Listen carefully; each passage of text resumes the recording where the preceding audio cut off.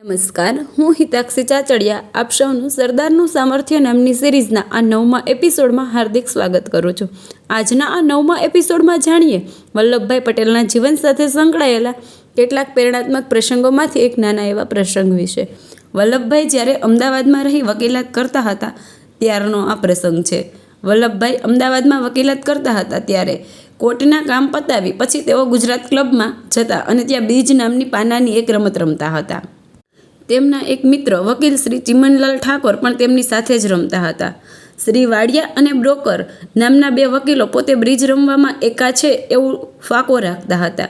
એ બે જણે વલ્લભભાઈ અને તેમના મિત્રને હરાવવાનો વિચાર કરી શરત કરીને બ્રિજ રમવાનું નક્કી કર્યું।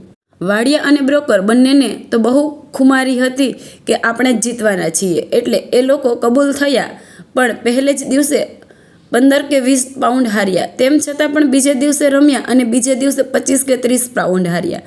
આ વાતની જાણ સમગ્ર ક્લબમાં પવનની ગતિએ ફેલાઈ ગઈ હતી। ત્રીજે દિવસે તો વાડિયાના પત્નીને ખબર પડી એટલે તે ક્લબના દરવાજે આવીને ઊભા રહ્યા। કોર્ટમાંથી વાડિયા ક્લબમાં જવા ગયા ત્યારે તેમને દરવાજે જ તેમના પત્નીએ રોકીને કહ્યું, ચાલો ઘરે, ક્લબમાં નથી જવું। આવું 8-10 દિવસ ચાલ્યું। પછી વાડિયાના પત્નીએ વલ્લભભાઈને મળીને વિનંતી કરી કે મારા ધણીને આવા રવાડે ના ચડાવશો। વલ્લભભાઈ આમ તો આવી શરતો કરીને રમવાનું પસંદ ન કરતા, પરંતુ પેલા બે ભાઈઓનું અભિમાન ઓગાળવા ખાતર જ શરત કરીને રમવા તૈયાર થયા હતા।